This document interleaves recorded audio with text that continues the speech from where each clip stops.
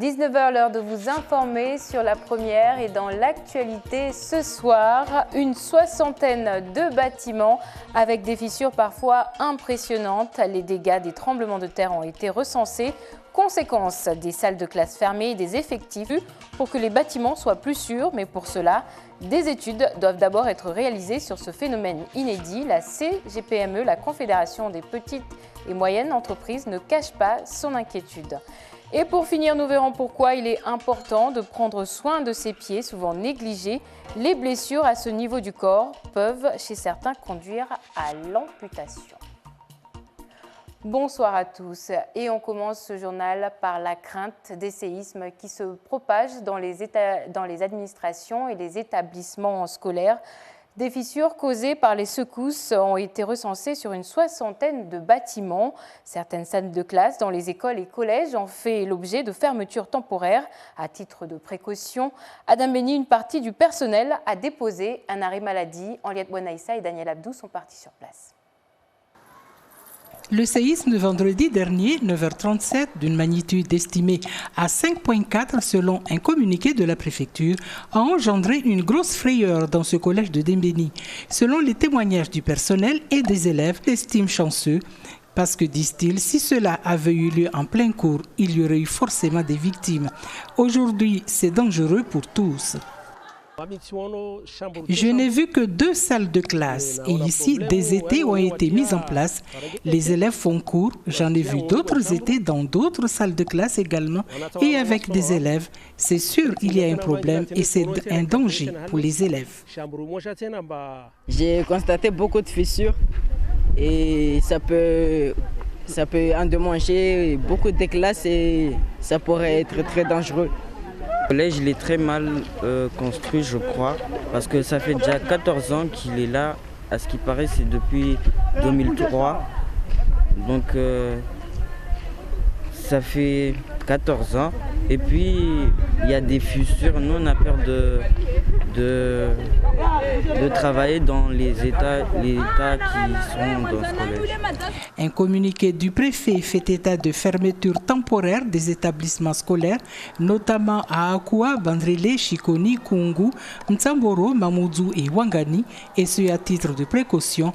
Dans le secondaire, outre la fermeture de 3 salles de classe du collège de Dembéni, une fermeture préventive de certaines salles de classe et l'isolation de certaines zones ont été programmées dans les collèges de Bandrélé, Wangani, Dzumonye, Kanikeli, Kungu, Gombani, Mtsangamouji, Passamainti, l'abattoir Tsingoni et Sada.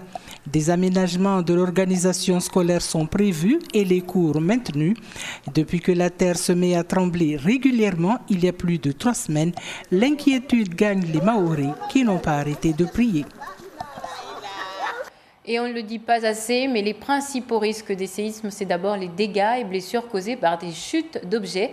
C'est ce qui est arrivé à cette habitante de Sada vendredi. Après les secousses de la matinée, un incendie a ravagé sa maison. La famille, constituée de 5 personnes, un couple et ses 3 enfants, sollicite l'aide des pouvoirs publics. Gervais Nitieux, Zora Abdou Café. Elle montre tout ce qui reste de sa maison.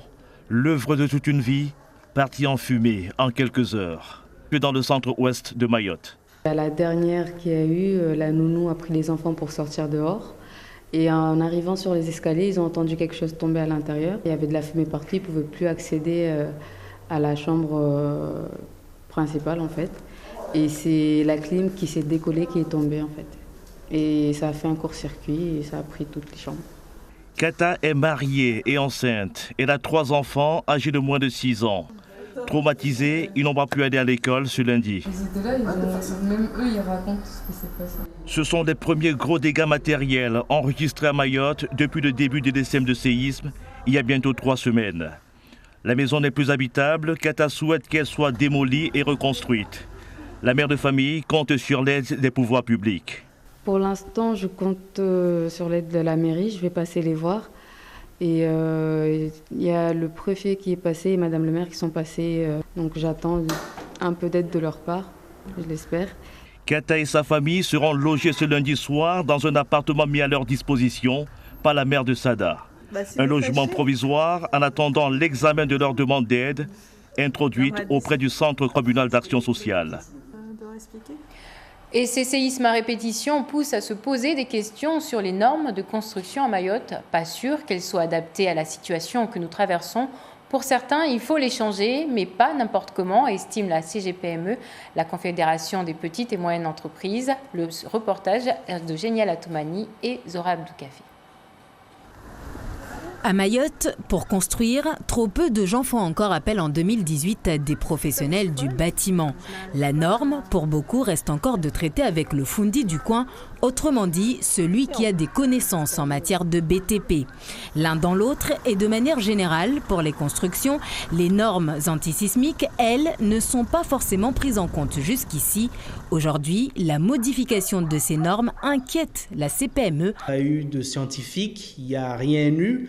Et on commence à sous-entendre ou à dire qu'on va peut-être changer les normes de construction par rapport à la sismicité. Si on change les normes de construction, ça implique qu'il faut que nos salariés certainement soient beaucoup plus formés. Ça va augmenter le coût des assurances, ça va augmenter le coût de la construction.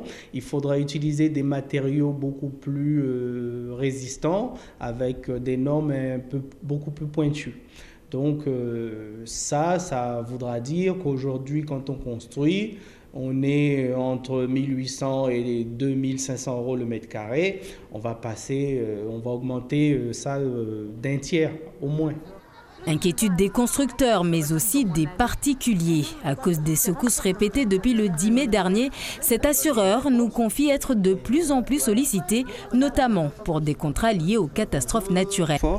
Pour assurer les habitations. Ce qu'il faut savoir, c'est que cette assurance catastrophe naturelle en elle-même, elle n'est pas obligatoire. Par contre, quand on a un contrat multirisque habitation, automatiquement, on a une garantie dommage et donc on peut bénéficier de cette couverture. Et il y a une condition également, c'est qu'il faut qu'il y ait une parution au journal officiel en fait. Donc il faut un arrêté catastrophe naturelle. Miss Baoudine Bakar, bonsoir. Bonsoir Alda. Alors vous êtes parti jeter un coup d'œil sur cette foire aux questions et les réponses apportées par les autorités. Et parmi les principales questions que vous avez trouvées, on trouve celle-ci: les normes sismiques doivent-elles être revues à Mayotte ? Normalement, selon la préfecture, non, mais d'après les études qui ont été faites et renseignements pris, oui, on devrait changer les normes vu que le séisme de référence de 1993 a été dépassé, c'est-à-dire il était de 5,2, donc logiquement, les normes devraient suivre cette évolution. Pour le moment, le BRGM situe Mayotte dans une zone à risque sismique modéré niveau 3 et à titre de comparaison, la Guadeloupe et la Martinique sont sur des zones à fort risque niveau 5, mais aujourd'hui, au vu des éléments, il est nécessaire qu'il y ait une réévaluation de ces normes. Alors, deuxième question très posée aussi, pourquoi est-ce qu'on ressent les mêmes secousses de manière différente, une même secousse de manière différente ? Sur le même périmètre, outre un degré de sensibilité individuelle aux secousses et un ressenti très différent selon l'activité pratiquée, les propriétés physiques du sol ou d'un bâtiment peuvent donner lieu à des réactions différentes entre des personnes subissant une secousse dans un même périmètre, périmètre, j'y arrivais, Alda. Alors, est-ce qu'il y a des signes annonciateurs d'une secousse et si oui, lesquels ? Alors, les premiers signes annonciateurs n'apparaissent que 3 à 5 secondes avant la secousse. Un bruit lourd, sourd lié aux vibrations de la terre, imperceptible pour certains, ou même un comportement inhabituel d'animaux sensibles aux vibrations peuvent précéder un séisme. L'inquiétude de la population sur ces moyens, quels moyens d'urgence seront mis en place en cas de catastrophe ? Alors pour la préfecture, l'ensemble des services de l'État sont en alerte à Mayotte. De même, les moyens de sécurité civile basés à La Réunion et à Métropole sont en préalerte. Mais la population se demande toujours à quand des cellules psychologiques. Et là-dessus, la population s'inquiète énormément. Alors, une autre question pour certains qui s'interrogent sur leur maison fissurée. Mon habitation présente des fissures depuis le séisme. Alors, que peuvent faire ces personnes ? Alors, il est nécessaire de faire appel à un ingénieur structure afin de vérifier la sûreté du bâtiment et de suivre ses préconisations. Il convient également de signaler les dommages en mairie, mais aussi de contacter son assurance. Merci beaucoup, Miss Baoudine, pour ces précisions que, je rappelle, sont sur le site internet de la préfecture. De nouvelles prestations sociales en faveur des personnes handicapées à Mayotte. Ils sont 500 à en bénéficier pour l'instant. Il s'agit d'un complément de ressources qui concerne les personnes en incapacité de travail de moins de 5% et qui n'ont pas d'activité professionnelle. Les centres communaux d'action sociale sont chargés de les convoquer et d'étudier leur cas afin de permettre à la Maison des handicapés de monter leur dossier. Écoutons les précisions du directeur de la MDPH au micro de Assadi Razafitseno. Les personnes qui peuvent en bénéficier, c'est déjà les personnes qui ont l'allocation adulte handicapé, donc qui reçoivent cette allocation par la caisse.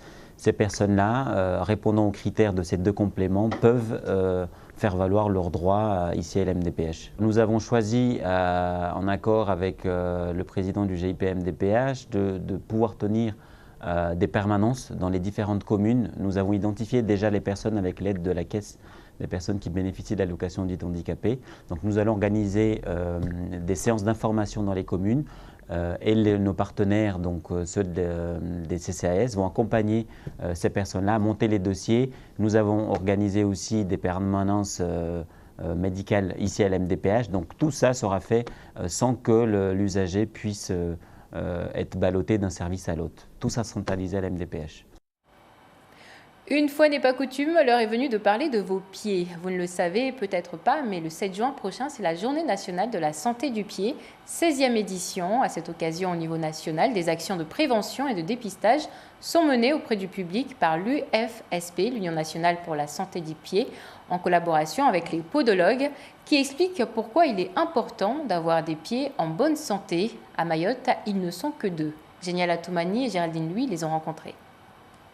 De 5 à 6 000 pas par jour, c'est ce que nous effectuons en moyenne et pourtant, nos pieds si sollicités sont les grands oubliés. D'aller voir le pédicure podologue et dont la recommandation HAS préconise un dépistage par an.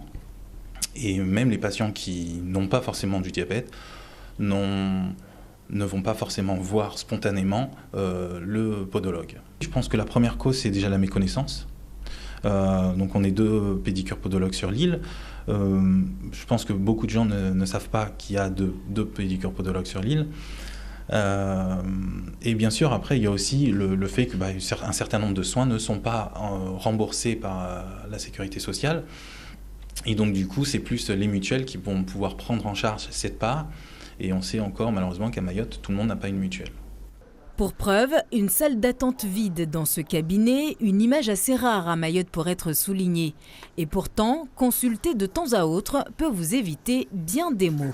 Cette machine-là, en fait, permet de voir les empreintes et les points de pression que font le pied. Donc là, typiquement, vu que la personne me parle de douleur, notamment par rapport à l'avant de ses pieds et tout, on pourrait envisager une paire de semelles orthopédiques pour justement corriger cette hyperpression au niveau de l'avant-pied.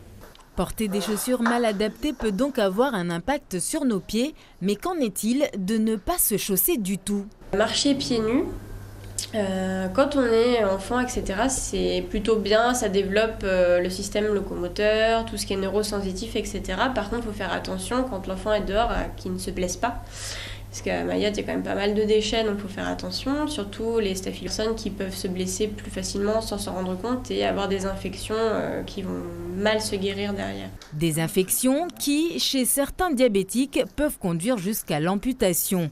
Et si vous n'êtes pas dans ce cas, il est tout de même conseillé de laver, bien sécher et vérifier régulièrement vos pieds.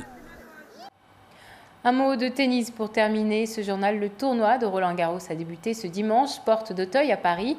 L'Antillais Gaël Monfils affrontait un autre Français, Elliot Benchetri, 19 ans, et 302e au classement ATP. A priori, ce devait être une partie de plaisir pour Monfils, sauf que le joueur traverse actuellement une phase difficile. Le reportage de Nicolas Bouige et Bruno Gabetta. Un Monfils sur le cours Langlaine. Petit souci, ce matin un peu pareil, je me suis levé un peu patraque. Donc je suis arrivé sur le terrain aussi un peu mou et c'était pas facile. Tout de suite il a bien joué et je pense que physiquement j'étais pas encore bien prêt. Un bon petit coup de panique aussi parce que 4-0 c'est jamais, on n'a jamais envie de rentrer à Roland-Garros avec un 4-0. Les douleurs au ventre vont finir par disparaître. Monfils bien soutenu par le public parisien retrouve son jeu.